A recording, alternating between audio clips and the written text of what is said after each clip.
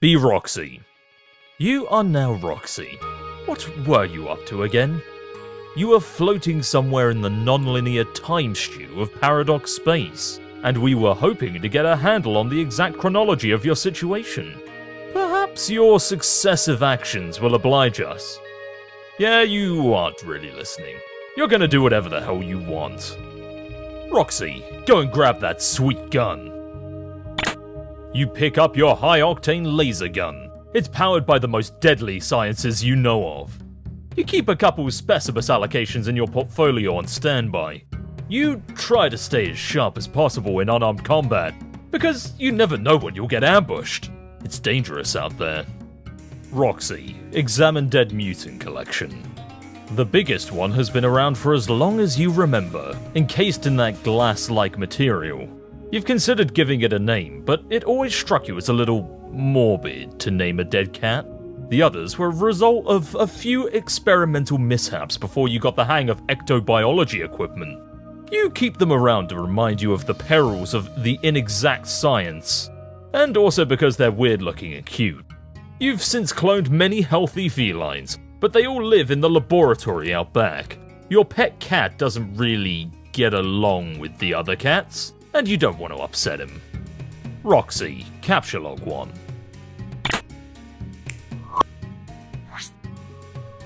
You tuck the biggest one into your message in a bottle modus. These little guys are quite handy for busting through windows, whenever you're ready to christen a new fenestrated plane. Roxy, take books. You take the first 6 books of your mom's best-selling series, Complacency of the Learned. She made an impossible fortune off of these books, considering how dark and inaccessibly written they are for young readers. More money than the US financial system could even account for as legitimately circulating in the economy. Many suspected real-life witchcrafts were involved, which is what some believe discouraged criminal investigation into the matter. The feds were afraid, and the Baroness nervous. God, you hope that's all true. Roxy, examine COTL poster. Some original edition cover art from one of the books. It features the androgynous young apprentice, Cal Massis, who throughout the series plays the role of anti-hero and chief antagonist. He convinces fellow disciples to rebel against Zazapan's vaunted complacency, and one by one hunts down each wizard. All 12 are killed but the predicant scholar himself, forcing a showdown. The poster depicts the notorious chess match between Calmassus and Zazapan. Zazapan had a reputation for being unbeatable. He had never lost a match, even to the gods. But his apprentice was able to beat him in the wizard's duel by first becoming checkmated, and through some unprecedented enchantment, continuing to play beyond the death of the king. You love your mom's books and find them heavily inspiring, but you can't help but feel the work is exhaustingly heavy-handed at times. You kind of prefer to write more light-hearted things. Actually crack a joke now and then, you know?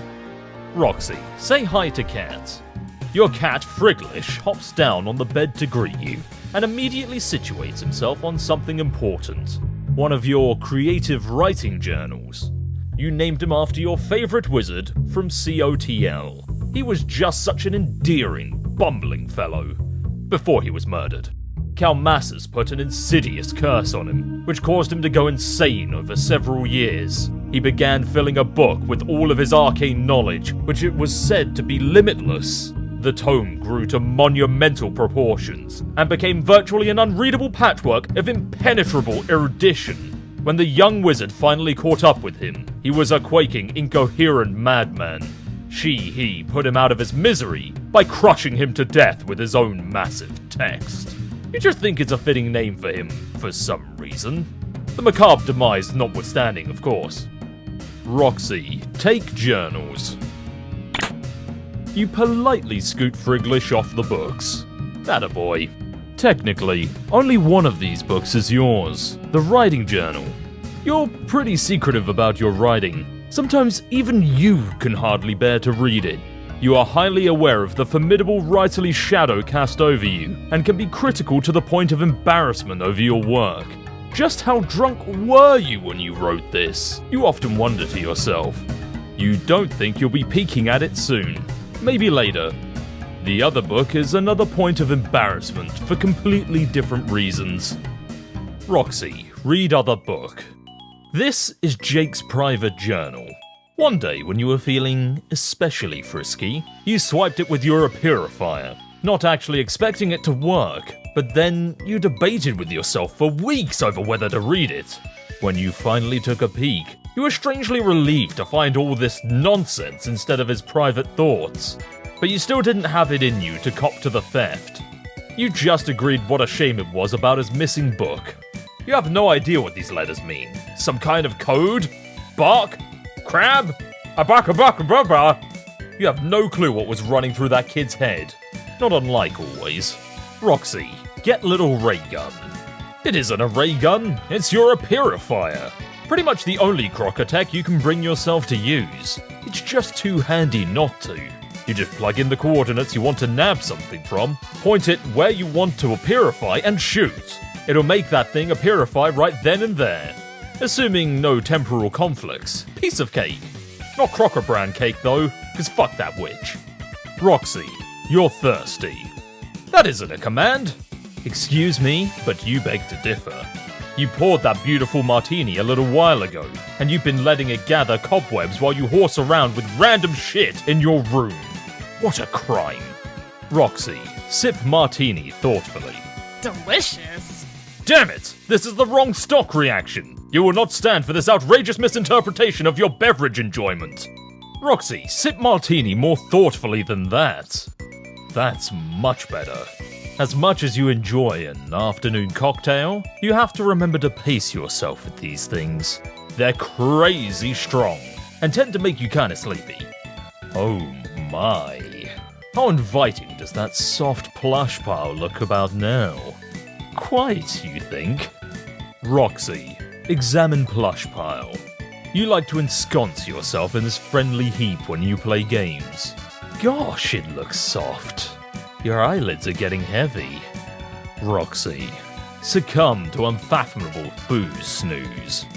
Uh-oh. There you go, wobbling. Look out below. Roxy, blackout. Nap time. Roxy, sleepwalk.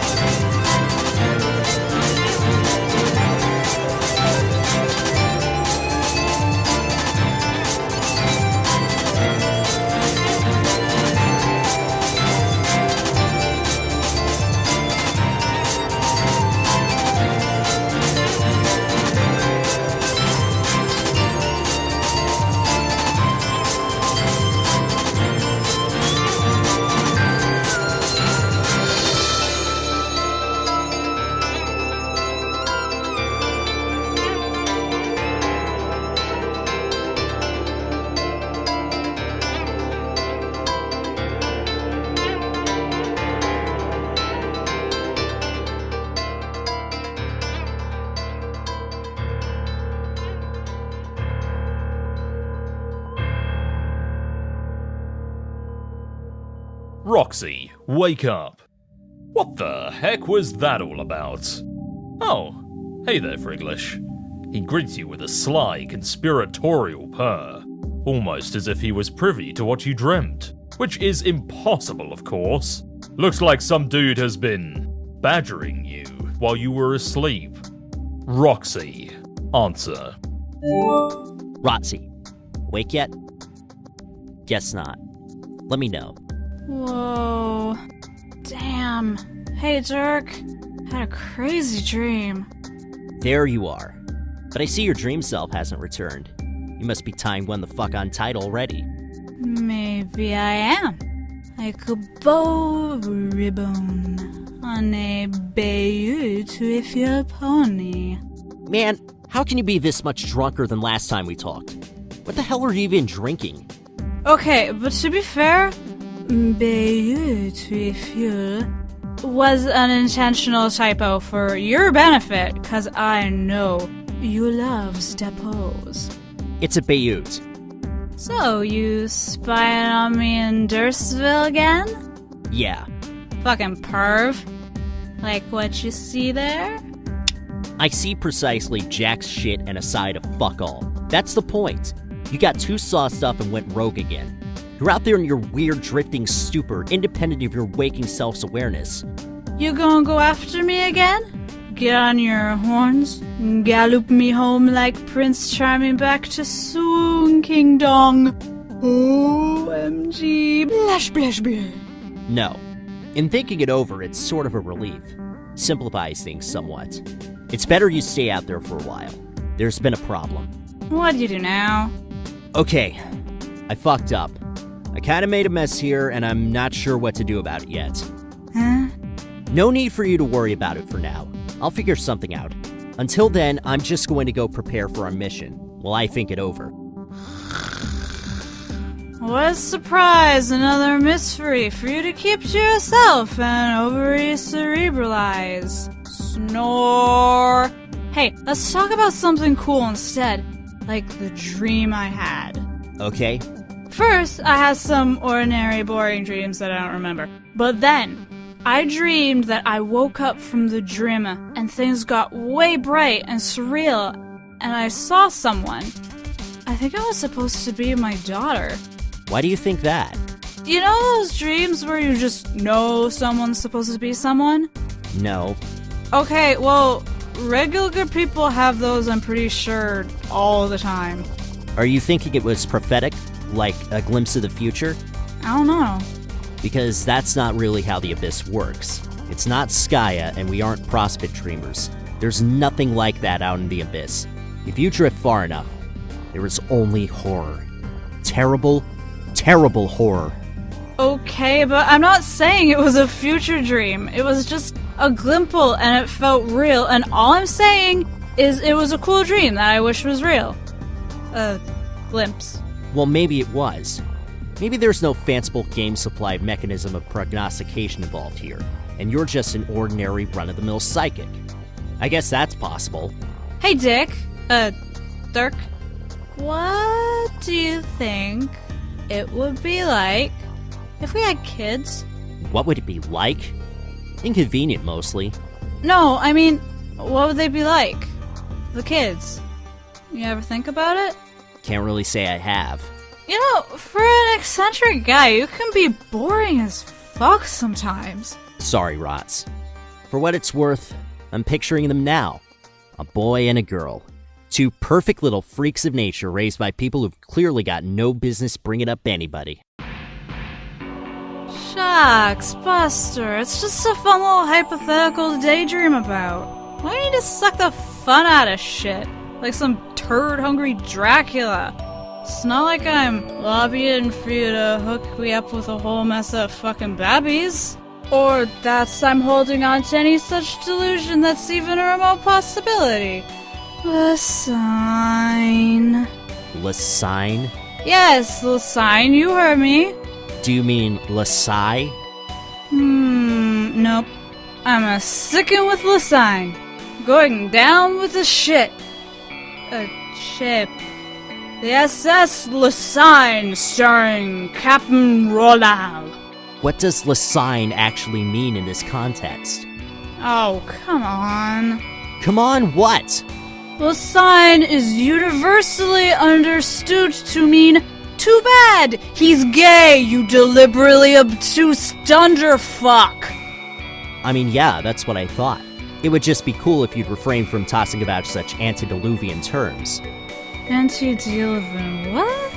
Me saying you're gay, you mean? Yes. Okay, but terminology aside, I don't think I'm off base. I don't see how it has to be a thing. I really think it's an actual thing, bro. Once upon a time, sure. But the world has changed a lot. Ever peek in a history book between your wizardly indulgences? This is a nuanced topic. Man, I know about the histories. Just believe me. It's a thing. How is it a thing? It's a thing because if it wasn't a thing, then you wouldn't be all like... All like what? Well, wanting nothing to do with me for starties. Don't be ridiculous. I have more to do with you than any dude could possibly bargain for. And I like it just fine. What a totally lame and sweet answer simultaneously. Heart. Yeah. Now, maybe we should direct our focus on a matter which has nothing at all to do with what does or doesn't qualify as a thing, or what our fantasy alt-universe offspring would be like, or anything like that. Such as this game, and whether you're in the best condition to be piloting Jane's connection. Maybe you could use another nap? My condition's just fine. And anyway, what ain't gonna get slept off is the fact that I still don't think we should be touching this BS witch game with a 20-foot trident. We both know her plans need us to. I know that, but I thought we settled this. It's still so frustrating. Telling Jane about the dangers, and even if she's being polite, I just know she thinks I'm full of crap. About everything. We settled this too. She'll believe everything eventually. Why bother working so hard to convince her? Well, I don't even do that for the most part. But it gets tiring and saddening knowing that even when we're not actively talking about it, that my best friend can't bring herself to believe some really basic things about my life. Like, the shitty things the Baroness has done to us. Or about our upbringing. Like, do you know how miserable it is for your BFF to doubt you when you tell her your mom is dead? I guess. It just registers for me as a reaction which isn't completely unreasonable from her perspective. She is inundated with media coverage of those whom we've claimed as our parental figures. That they are not presently alive nor ever played that role for us as she understands it is just an extension of a much more elaborate and far-reaching explanation, which is much harder for anyone to digest in its entirety. Well, anyone who isn't Jake, I mean. Still say you should cut her some slack. I know. And need I remind you that the potential this game provides for their resurrection is what motivated you to investigate it in the first place? No, I remember. I told you a million times, shit sounds like it would be the best thing ever! Wherein ever is capsed as heck. But also that no matter how awesome it might be, it's probably gonna advance all the schemes of her condescension. Right, but what if we can stop her? Part of me doesn't even want to give her the satisfaction of starting up at all. Like, if we did, wouldn't that wreck her shit just so hilariously?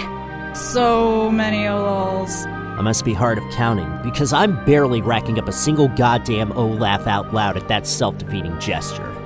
No, but it would. And for all we know, starting it up is playing right in her claws. Could be a trap waiting for Jane the moment she enters. If I stop her from playing, maybe I could at least give her a chance at a future. But there is no future on Earth for them. Or for us, for that matter.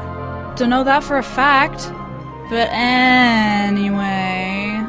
I kinda already made this bogus file for her? What? Why?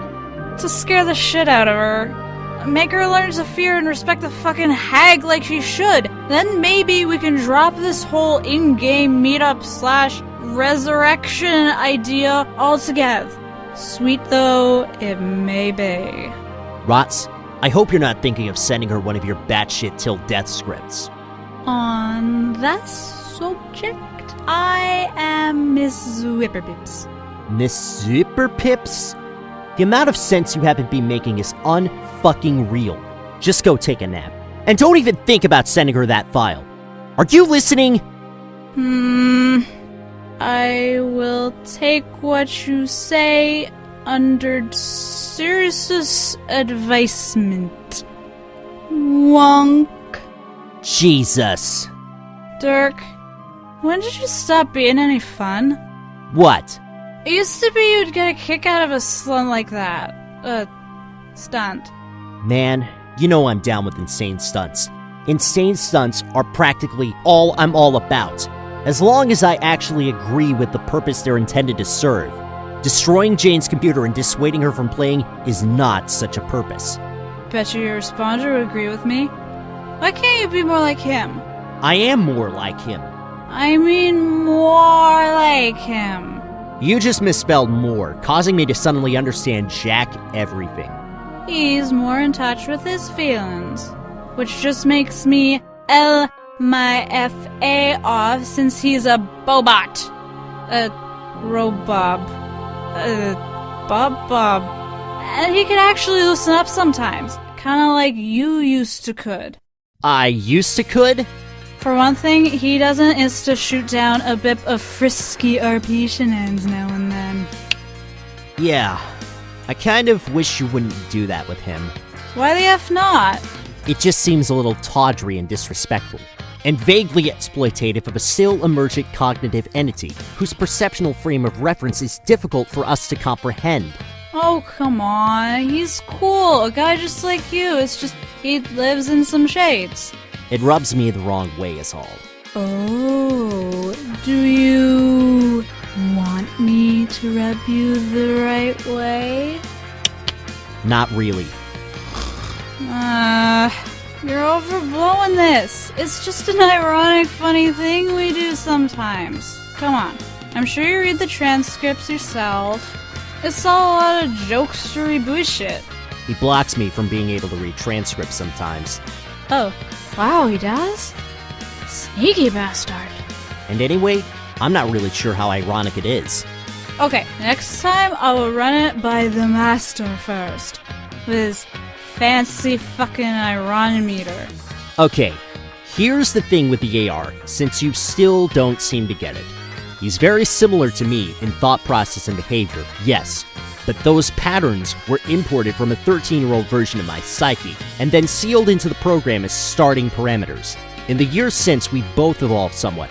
I, as humans tend to, and he, in whatever way is natural for a frequently running, self-aware application. So if there are differences between us, they're first reflected by what I feel is a maturity gap, and then further by several years of minor behavioral divergences. OMG, he's 13 years old, Dirk. Why did that not occur to me? That is so cute! And makes me feel kinda skeevy for saying anything lascivious at him. Damn it, you ruined everything! You're welcome. You guys realize I can hear you, right?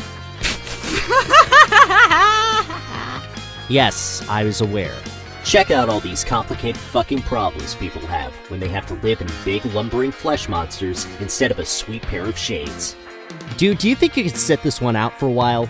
This conversation practically doesn't even concern you at this point. It seems there is some gnarly, crooked number that represents the percentage of probability you just said this doesn't concern me. Even though it's patently obvious that half the conversation, like, way totally concerns me. Shit, Roxy, look. He's doing the thing where he ironically pretends to fail the Turing test to sass me into submission. Even though I was the one who fucking programmed him to do that. L-M-F-A off! Like, my butt is just there on the floor. It's how hard I L'd it off just now. Not peeking at the floor butt, because I'm only 13 years old, motherfuckers. This is fucking dumb. I'm going to leave both of you to interact however you want. I have important shit to deal with and actual responsibilities to take seriously. Roxy, Go nap off your drink or aggressively wage another flirt-larping campaign, whatever. I don't care. Just don't send that file to Jane, okay? Roxy, flirt larp. So, looks like it just the two of us. Looks that way. Fancy they. That. Guess I can go back to talking in orange. Why, yes. You should slip into something more comfortable while I pour you some robo-wine. We have much to discuss. Tense fingers together with sultry cunning. Actually, I think I like the red better. Okay, I can check the cellar. Might have some choice years left of the Pinot Noir. I don't doubt the choices of those pin pots, but I'm not really here to screw around. There's something important to talk about. Aw, dang! Jane's after me. Sorry, bro, it has to wait. Can't leave Janie hanging. Alright, but just so you know, I think Dirk is probably going to make some sort of formal, romantic overture toward Jake today. What? Wait, really? I've been crunching numbers all day on this. The percentage of probability is simultaneously bananas and through the roof. A complete disgrace of tropical fruit erupting from the peak of an unassuming domicile. Oh my. How do you know?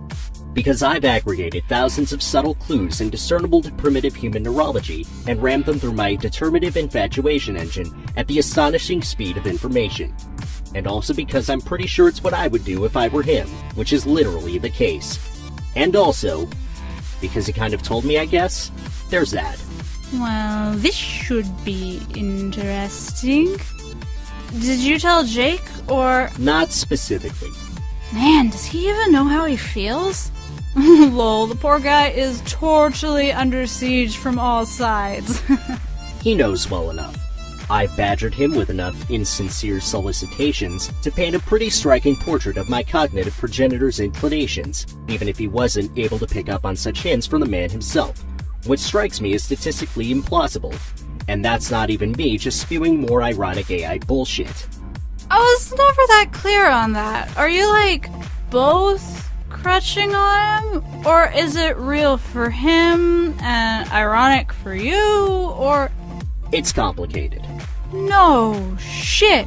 Says the robo-clone of the guy smitten with the guy everyone else is smitten with, including said Robob clone, maybe? Hey, can we hold this thought? Have to answer James. Yeah. Hey! Roll out? Oopos, sorry. Was having important chats. Oh? With whom?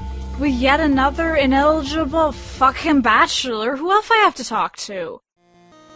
Anyway, if you're still there, I wouldn't call my feelings ironic, though evidently I would enclose them in quotes. They're more like an echo of feelings once established in a biological context, though perhaps had not particularly well materialized at that point in my life. Or his life. Whatever. They still feel real sometimes, and it can be easy to get carried away with them. But most of the time, they present themselves as dense bodies of abstraction to be evaluated, like any kind of information. It's fair to say the feelings I have about my feelings are more genuine expressions of emotion than the ground-level feelings themselves. Does that make sense? Yes. Sorry, distracted. Important shit going on with Janesy. That's fine. So, to underwhelmingly answer your question, no. I don't think I'm really into Jake. Not so much as occasionally being subject to heavily arresting recalls of conflicted, incipient preteen episodes on the subject. I'm not sure I can be into someone in a way you understand. Not that it would even matter if I was. I'm glasses. Damn. What? Sorry, I'm listening to you, really. But I fucked up. Gotta make sure Jane doesn't run that file I sent. The virus. You sent it already? Sneaky. I'm such an ass. What are you two talking about? The bot line is... I'm a horrible friend. You could just tell her you sent an exploding file. No, then she'll think I'm shitty. And right now she thinks I'm super not shitty. Don't want to blow it. I think I'd rather pull a dirk and profess my undying feelings for her. OMG. Wait, you have feelings for Jane? No, you dingnut. Was a joke. OMFG. If Dirk tells Jake about his stuff, what about Jane? How's she gonna feel? Competing with a friend and all for a guy she can't even get up the nerve to say anything to? Poor Jane. Oh. It seems to be highly probable you are ensnared in the throes of one of your human romantic quandaries. Oh, STF you up. I need a drink. Are you even talking to her anymore? It seems like you must be neglecting her side of the conversation. I'm in the middle of a dramatic pause. Calm your fucking tits, Boba. Really? Sigh. Anyway, I won't distract you much longer. I just felt the need to tip you off to this 800-ton gorilla dragging its knuckles across the horizon.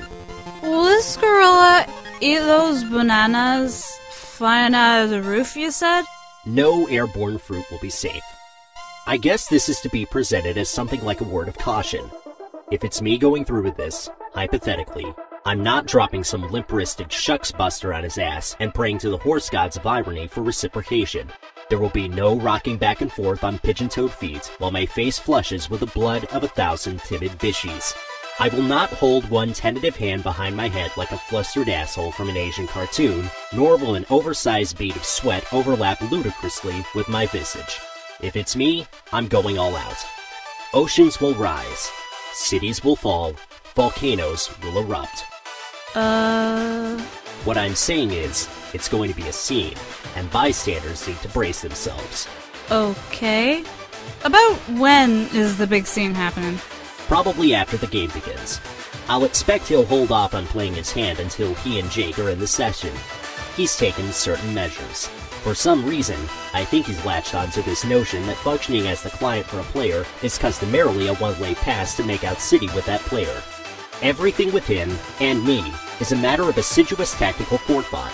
Making a play to get his Jones on for the J-Man is no different. Not sure what any of this quiet means, but it sounds spectacular. Can't wait. Oh, I'm still kinda torn about how to feel about his chances versus Jane's chances. What do I say to Jane about this? It's hard being as tote sweet a friend as me. It's hard. No one understands. No. Sorry to hear that. As ever, I remain an autonomous and dispassionate witness of the oddity that is human interaction, while maintaining no investment in either outcome. Yeah, BS. Anyway, it looks like I have to go. I have to prove some shit to Jane. Prove what? Oh, you know, just subjecting shit to the old madrigogs. It seems you just said madrigogs. What are madrigogs? XD! Little sevener, bro. Janie, it seems to me that there is a maths % chance of you being a huge tight ass. Are you being a huge tight ass on me, Jane? Oh, god damn it. Take the book. What do I care? Yes, that's the spirit. Now you are believing with petrol. I fail to see what offering up a priceless book for your wildly capricious science experiment has to do with my resolution to be less stingy with my beliefs, but alright. Will you relax about the book? I'm only just teasing because there's like practically 100% chance this won't wonk like a Wesley. Work like always. So, ready? Yes, let's just get on with it. Roxy, ready a purifier. You push some buttons and mess with some knobby dealies and get totally set to subject shit to the madrigogs. Madriggers. Roxy, aim. A purify.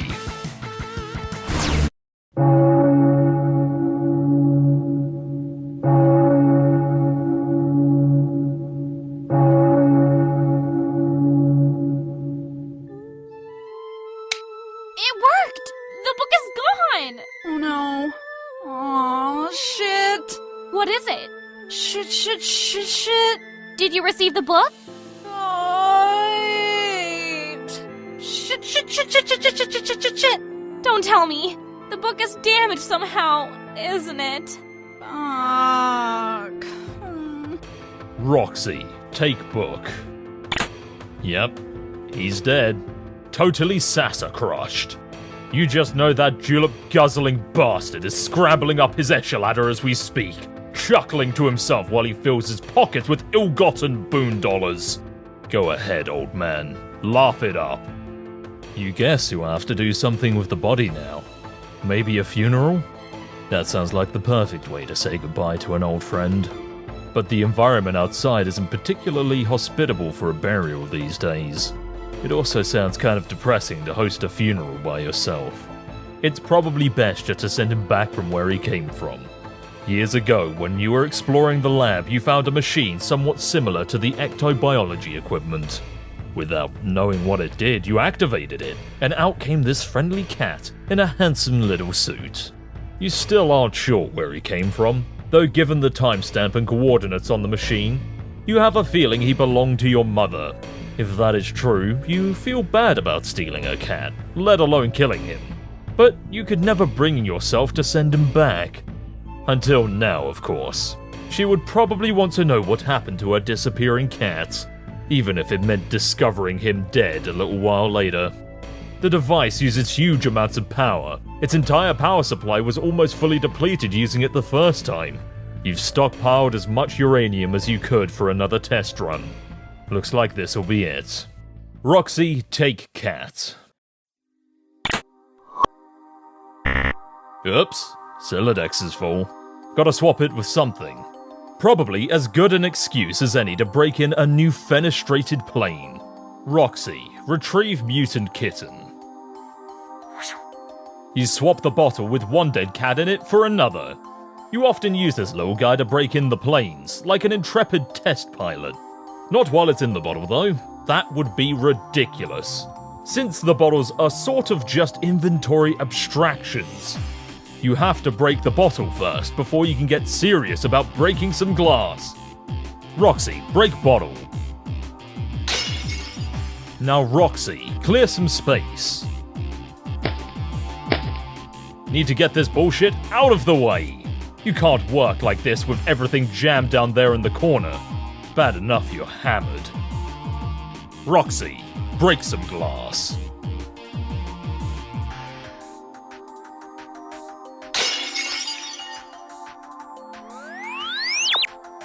Your test pilot flew back out, which means the link between planes is working and stable. You can't even remember which one you linked this up to. You'll guess you'll find out the fast way. Roxy, jump in. From the perspective of anyone observing the two windows from the outside, transport looks instantaneous, but for the traveler, there's always this gap of void between them. In your experience, the more significant the journey between planes is, the wider the gap. This one is small enough to be negligible though, probably because it leads to somewhere else in your house. You've set a bunch of these up as little shortcuts to places around your house, as well as some places nearby like the lab. It's a convenient way to hop around, though isn't without some risk. You're still not sure what happens if one of the planes loses power while in transit, other than objects predictably getting sliced in half if they're straddling the plane when the plug is pulled. You haven't come up with a good way to observe the consequences from the inside yet, without using yourself as a guinea pig. And you're in as much of a hurry to try that as you are to look up the correct spelling of guinea pig. Because seriously, fuck those particular pigs. Roxy, land already. When you are quite through with that tomfoolery, you find yourself in the household's observatory. You keep it very cool in here and use it to store pumpkins you've purified from around the world. Especially from Jake. That guy is just stinking rich with pumpkins on his dumb tropical island. It would never occur to you otherwise to be so grabby with pumpkins. But they just happen to be the most easily purifiable vegetable on the planet for reasons that make no sense. And it's not like you can just stop swiping vegetables. You've got your own mysterious reasons. Hey look, incoming message. Roxy, answer. There you are! Tricky one to track down you are. Oh yeah? Don't know why, I've been right here goofing around for hours. Oh, no doubt. Methinks it has less to do with your actual whereabouts as it does with your virtues as a hero of Void. Okay, but you never say what stuff like that means when you say it, though. Is this more casual spoilers shit? Causal, and yes, somewhat. However, with these spoilers, by their nature, the more time that passes for you, the less relevant it becomes to guard their secrecy. As you approach your entry, details I have obscured will become more plainly evident. So I see no harm in loosening my tongue on certain matters the closer you get to the appointed hour. So you're saying I have, like, these magical void powers? Yes. Sounds like kind of shitty and boring powers to me. What can they even do besides make me invisible to an alien sometimes? Alien. The void aspect is fascinating, though. Its heroes preside over the essence of lack or nothingness, the obfuscation of knowledge or its outright distraction. Snooze! Well, I think it is wonderful. And anyway, one can hardly draw many conclusions about a player by aspect alone. The aspect is channeled more specifically by the assets of one's class. So, when you can't see me, when I'm doing my voidy thing or what do you see? Is it just a black screen? Pretty much. It's just that footage of my mom does that too. Like, blacks out and stuff. Mom was a notorious scourge to the Paparazzi. Or I mean, the woman who I'm supposed to be genetically descended from. A woman. Know what I mean? I understand what you're getting at, yes. It is certainly possible that we may have common ground with our ancestors when it comes to our aspects, and the way our abilities reveal themselves to us. I could not rule this out, but there is always more to examine. For instance, a hero of life and a hero of doom have aspects as different as can be, but if their classes are different enough as well, that is, one active and the other passive, remarkably there is a chance they could end up with very similar abilities. Player abilities may also manifest in ways in defiance with their aspects if they are heavily resistant to their true calling, or if corrupted in some way by an outside influence. But it is rather clear to me that you are one who embraces her aspect quite heartily, even if you are not aware of it. So, deep down, I am super psyched about nothingness. Yeah, sounds about right. Oh damn, hey! I almost forgot. I had a really short but really cool dream. I figured you might like this. Oh yes! Everyone is having important dreams as we near our mutual entries. This is lovely. Please tell. I saw someone I think was supposed to be my daughter. Do you know if that's true? Can you describe her? Well, she looked kinda like me, but in this orange get-up. With a yellow sun on it. She sounds to me like the well-known figure of legend, or at least well-known to those who make the study of such matters into their all-consuming pastime. I believe you saw the Seer of Light. So okay, let's say she is deaf that. Then does that mean she's not my daughter, or spoipers? Exactly how much spoipage we talking, you? It would normally be my instinct to supply a vague response here, but I think that your heart has already told you the answer, and as such my secrecy would be purposeless. So, yes, that she was. Ah, yes, I knew it. So then, Space Lady, can you tell me who this lucky fella is? Fella? What do you mean? Come on, you know. Who I get future busy with to make the lights sear babies. Oh, yes. Pardon my sluggishness on the uptake. We are very different species, reproductively and familiarly, remember? SMH. Signs deeply muttering Lalians to self. That, I think, is something I cannot say. Or, that is, should not say. Aw, come on. You're already telling me stuff. Oh, please don't press me for information. It makes me feel terribly guilty. You've no idea how much I would fancy revealing everything and exchange our stories endlessly. But I must show restraint. Heart. What if I guess stuff? Is it Strider? Does he, get ungay for a while or such? You probably don't even know what that means on account of being extraterrestrial. Can aliens be gay too? Is that a thing? Being space gay? Oh man, embarrassed alien is embarrassed. Sorry. I am not embarrassed, I just don't know what you're talking about. Oh. But seriously, is it him? Maybe? Or is it like some ecto-bio shit instead and a dude ain't really involved? Maybe. Man, wouldn't that just figure? That would suck. Why'd you have to go and confirm my bleak, dudeless future? I confirm no such thing, Roxy. You are being frightfully difficult. You just keep pushing and pushing, and I can maintain my composure for only so long. Okay, I'm sorry. If you are really curious about the events surrounding your daughter's origin, you can always ask her in person when you meet her. So you mean I'm going to meet her in the game? Oh, well, yes. But I'm not sure if I should have revealed that just now. You see what happens when you push me? There is so much for me to keep track of, and it gets very difficult to remember what information to reveal at what time when you are flustered. Okay, so without pushing and frustrating you, let me just see if I have all my facts straight. I will meet my cool as hell daughter from the future in this game. Yes, basically. And I will also meet my mother in this game. Yes. And the game will let me resurrect her from the dead, and that's what I'm gonna do. The game provides a mechanism for the revival of the deceased, yes. It is called a camel sprite, and you are free to gather remains of any dead party you choose to revive that individual in the form of a sprite. The sprite will then serve as a helpful spirit guide on your journey. Yeah, but you cleverly dodged the cue. That's how you say it works, but will I do that? I believe I was very forthright in my answer. If you play the game, you will meet your daughter. If you play the game, you will meet your mother too. Simple as can be. Narrows eyes with drunken suspicion.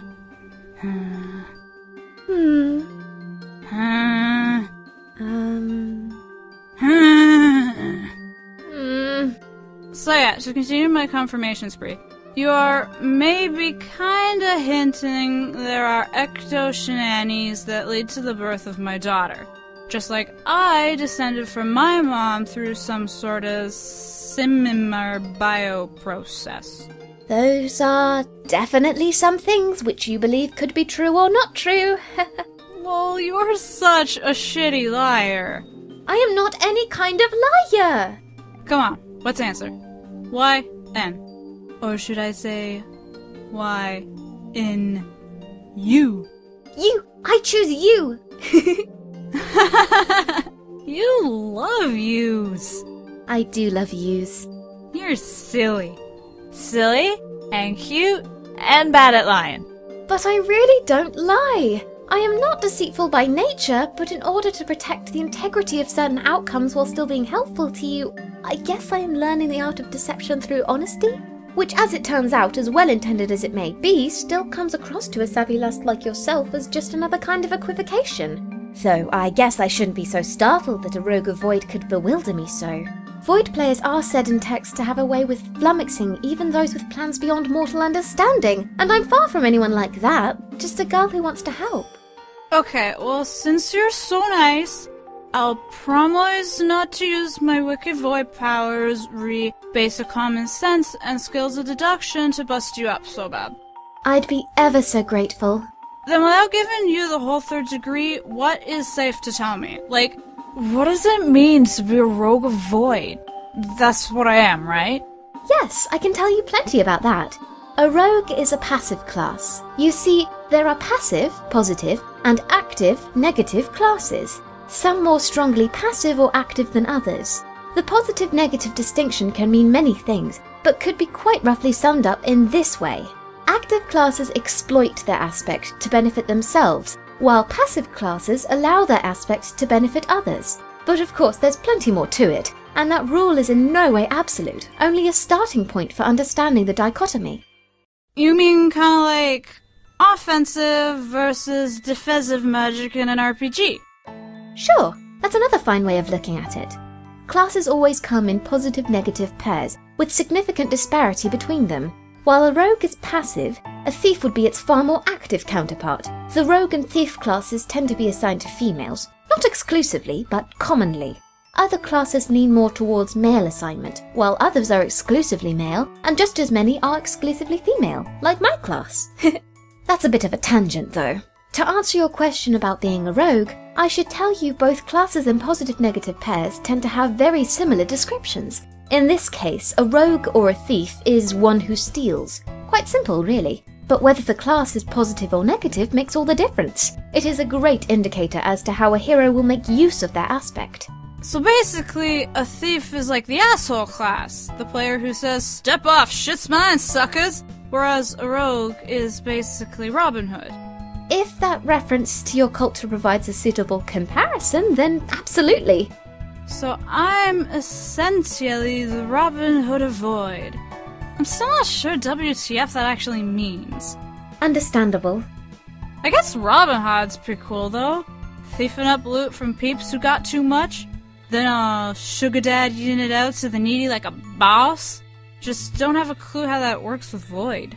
Yes, it is one of the more conceptually nebulous pairings, I agree. And I can't say I know a smashing good deal about the nature of the Void player's path, since the aspect is, by definition, inscrutable to those it does not choose. But I can at least tell you this. If you are ever to enjoy full ascension as a rogue of Void, you will be able to do some completely astonishing things. Like what? Oh no, you will not pry this out of me. Not to preserve causality, but to keep the surprise in store for you. It would not be honourable of me to spoil the discovery, should you be fortunate enough to realise your potential. Well, about that. I feel sorta stupid about this, but I've been giving all my friends this whole dramatic spiel about not wanting to even play this thing, and I might have fucked stuff up already. Is that so? It's so. And I guess I still haven't decided what to do. There are props and cons to both things. Would you mind listing them? Okay, either I don't play, and I get this kinda passive-aggressive revenge at the witch for killing my mom, and thereafter keep staying here and being lonely, or do I play, and the spoips are as follows. Sweet powers for me, check. Trigenerational Lalonde family reunion, check as fuck. Meet all my friends, heck a check. And some other stuff. All fine points. Is there nothing I can do to make the decision easier? Nah, but thanks. You already have anyway. I will probably play. Wonder if I can tell Dystry without looking like a waffle-ass chump. What's a waffle-assed chump? Is it Earth cuisine? Oh no, it's just a shithead. This doesn't matter now, though. I can't play until I go deliver this dead cat back in time to maybe my mom or something. That's another statement that doesn't make a good deal of sense to me. But if it is important to you, then Godspeed. I'm so pleased to hear you are leaning in favour of participating with the rest of us. I promise we'll all have a ball together. Now, I have a busy schedule to keep up with, so I must go. But please remember, you can always contact me if you have questions. Don't be a stranger, love. Ta! Roxy, proceed to lab. You are fairly sure this window will take you to one of the windows you have set up in the lab. There is more than one way to find out if this is true, you guess? But there is only one way that involves doing what the inebriated do best, which is falling down. Roxy, descend.